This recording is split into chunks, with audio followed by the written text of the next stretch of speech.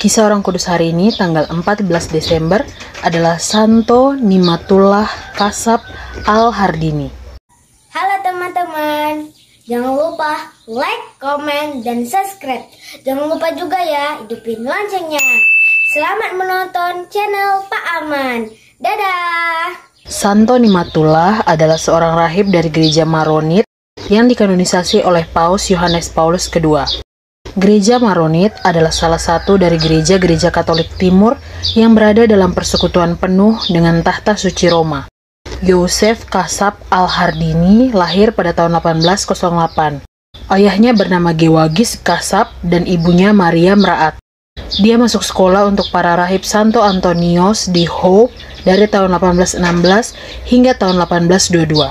Pada bulan November tahun 1828, ia masuk biara Santo Antonios Isahya di Batrun, Libanon, dan mengambil nama biara Nimatullah. Selain belajar, tugasnya sehari-hari di dalam biara adalah menjilid buku.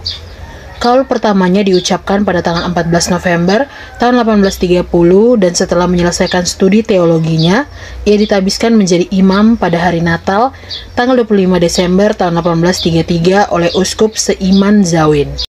Pater Nimatullah menjalani hidup membiara dengan cara yang sangat suci. Ia adalah seorang pendoa, secara total disemangati oleh Tuhan. Siang dan malam dijalaninya dengan meditasi, doa, dan adorasi kepada Ekaristi. Santa Perawan Maria menjadi suri teladannya dengan devosi doa rosario.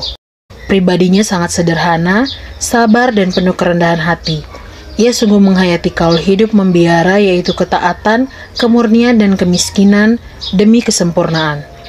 Bahkan saat ia masih hidup, para rahib sahabatnya dan orang-orang yang mengenalnya selalu menyebutnya dengan sebutan Mor Soliha atau orang kudus. Salah satu murid Pater Nimatullah adalah Santo Karbel Mauklov. Mukjizat-mukjizat Pater Nimatullah Kasab Al-Hardini. Yang pertama, penglihatan akan masa depan. Pada suatu kesempatan ketika sedang mengajar dan menatap tembok tinggi di luar biara Kevivan, Pater Nimatullah memperoleh firasat yang kuat bahwa tembok tersebut akan segera runtuh. Kemudian ia memerintahkan para pelajar untuk menyingkir sebelum tembok itu runtuh dan menyelamatkan semua yang hadir dari kecelakaan. Pada kesempatan lain, Nimatullah secara ajaib memperingatkan bahwa kandang sapi milik biara Kevivan sedang mengalami keruntuhan. Sapi merupakan aset vital dari biara. Pater Nimatullah memerintahkan seorang rahib untuk memindahkan sapi-sapi tersebut. Awalnya rahib tersebut menolak, namun Nimatullah tetap meminta dan memaksanya. Setelah semua sapi dipindahkan, atap kandang runtuh dan tak satu pun sapi yang tertimpa. Yang kedua, penyembuhan seorang putra altar. Suatu saat, Pater Nimatullah akan merayakan misa harian, tetapi putra altar yang biasa melayaninya dalam misa tidak hadir. Nimatullah kemudian mendatangi ruangan anak tersebut dan memintanya bangun untuk melayani misa. Putra altar tersebut tidak sanggup karena sedang mengalami demam tinggi. Pater Nimatullah kemudian memintanya untuk berdiri dan dengan penuh kuasa menghardik sakit demam itu.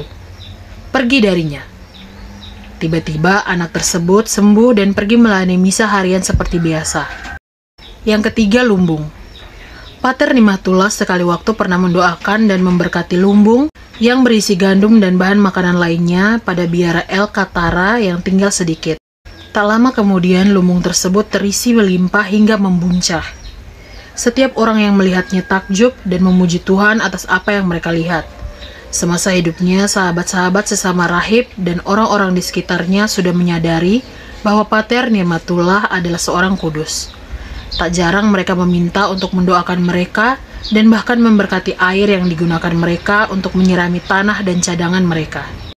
Yang keempat, penyembuhan mata Mousa Saliba. Setelah kematiannya, Tuhan menganugerahkan banyak penyembuhan dan keajaiban melalui perantaraannya. Suatu penyembuhan semacam itu dianugerahkan kepada seorang pria ortodoks yang matanya buta, Mousa Saliba, yang berasal dari kota Tegrin, Almatin. Mousa Saliba mendatangi makam Pater Nimatullah, berdoa dan memohon berkatnya. Malam hari saat ia tertidur dengan nyenyak, Pater Nimatullah muncul di hadapan Mousa Saliba dan menyembuhkan matanya, membuatnya mampu melihat dengan jelas. Yang kelima, menyembuhkan Mikhail Kefaury.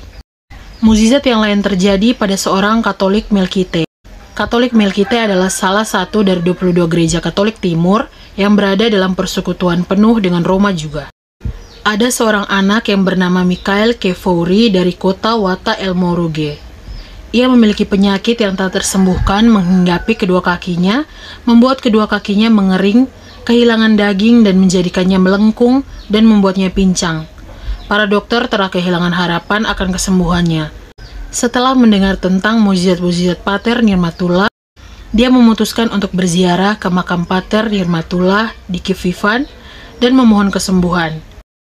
Malam hari saat ia tertidur dengan nyenyak di biara tersebut, seorang rahib tua muncul di hadapannya dan berkata, "Bangun dan pergilah membantu para rahib mengangkut anggur di ladang."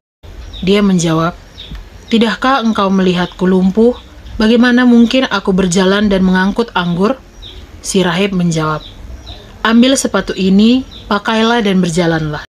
Mikhail lalu memakai sepatu tersebut dan mencoba meluruskan kedua kakinya. Ia terkejut karena ia mampu melakukannya. Ia bangun dan segera merasakan kedua kakinya sekarang terisi daging dan darah. Dan setelah ia berlari, ia menemukan kedua kakinya telah sembuh total. Yang keenam, mukjizat pada Andre Nam. Andre Nam lahir pada tanggal 29 Oktober tahun 1966, hidup dalam kesehatan prima selama 20 tahun pertama dari kehidupannya. Entah bagaimana pada bulan Juni tahun 1986 dia mengalami kelelahan kronis, kerusakan syaraf, hingga tidak mampu berjalan untuk jarak yang pendek. Banyak dokter di Lebanon dan dari luar negeri yang datang merawatnya tidak mampu menyembuhkannya. Dia menderita penyakit yang disebut sebagai kanker darah dan membutuhkan transfusi darah secara teratur. Pada September 1987, Andre ditemani keluarga dan sahabat-sahabatnya mengunjungi biara Kvivan, di mana dia berdoa dengan meratap pada makam Pater Hardini. Orang-orang di sekitarnya mendengar dia berkata, "Aku mohon kepadamu, Pater Al Hardini, berikan aku setetes darah, karena aku telah putus asa, bahkan aku tidak mampu mengemis darah di jalanan." Kemudian dia diminta untuk mengenakan jubah biara, dan dia berteriak, "Aku mengenakan jubah biara, aku sembuh, aku tidak butuh darah lagi." Andre tidak membutuhkan transfusi darah lagi sejak saat itu, dan di tahun 1991, dia menikahi Rola Salim Raat. Mereka dikaruniai 2 orang anak, seorang anak laki-laki bernama Karbel, dan seorang anak perempuan bernama Rafka. Hingga hari ini, Andre dalam kesehatan yang prima.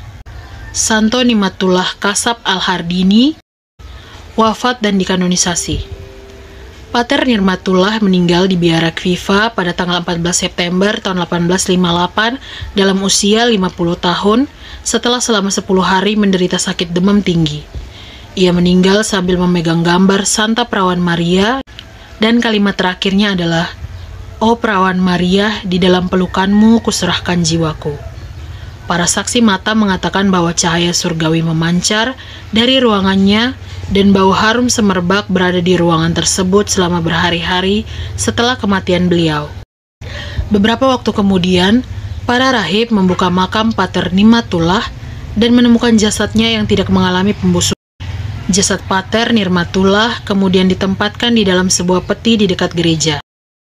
Sejak tahun 1864, para peziarah diperbolehkan melihat jasad utuh Pater Nirmatullah hingga tahun 1927. Pada tahun yang sama, dibentuklah komite pemeriksa yang menyusun penyelidikan terhadap kasus Pater Nirmatullah. Setelah penyelidikan selesai, jasad Pater Nirmatullah kemudian dimakamkan kembali di dalam tembok kubah pada salah satu ruang biara sebelum dipindahkan ke sebuah kapel kecil tempat misa dirayakan untuk para peziarah. Selanjutnya, Patriark Manorik Mar Narsalah Boutros Kardinal Serif memerintahkan supaya makam dibuka dan jasad dipindahkan ke makam baru pada tanggal 18 Mei tahun 1996.